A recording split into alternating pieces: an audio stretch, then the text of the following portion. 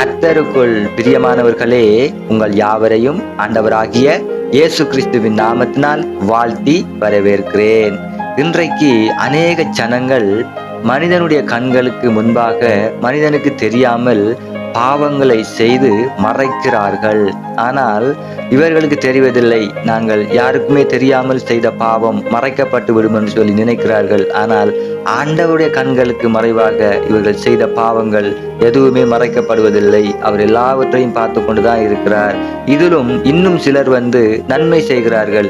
இவர்கள் செய்கிற நன்மைகளை கூட அவர்கள் தாங்கள் தான் செய்தோம் என்று சொல்லி வெளியே காட்டிக் கொள்ளாமல் அவர்கள் அதையும் மறைக்கிறார்கள்.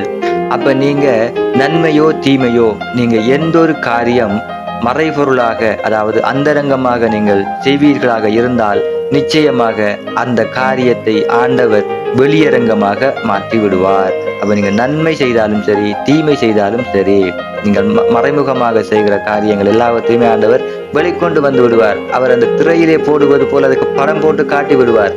அவருடைய கண்களுக்கு மறைவாக எதுவுமே இல்லை. நீங்க நன்மை செய்தாலும் தீமை செய்தாலும் நிச்சயமாக அதுக்கு பலன் இருக்கிறது. அப்ப நீங்க நன்மை செய்கிற பொழுது நன்மை உங்களை சேரும். நீங்க தீமை செய்கிற பொழுது நிச்சயமாக பரலோக ராஜ்யத்திலே உங்களுக்கான நியாய தீர்ப்பிலே அதற்கான பலன் உங்களுக்கு அங்கே கிடைக்கும். அப்ப நாங்க இந்த பூமியிலே வாழ்றது நிரந்தரம் இல்லாத வாழ்க்கை. பரலோகத்திலே தான் எங்களுக்கு நித்திய வாழ்வு, நித்திய ஜீவன் அங்கதான் இருக்கிறது. அப்ப அங்கதான் எங்களுக்கான நன்மை தீமை எல்லாமே அங்கதான் கணக்கிலே இருக்கிறது. அப்ப நாங்க ஆண்டவர்ற கண்களுக்கு மறைவாக எதுவுமே செய்ய முடியாது. அப்ப நாங்க வேதத்திலிருந்து ஒரு வசனத்தை பார்ப்போம். வெளிப்படுத்தின விசேஷம் 22ஆம் அதிகாரம் 12வது வசனத்திலே, இதோ சீக்கிரமாய் வருகிறேன், அவனவனுடைய கிரியைகளின்படி அவனவனுக்கு நான் அளிக்கும் பலன் என்னோடே கூட வருகிறது. ஹல்லேலூயா.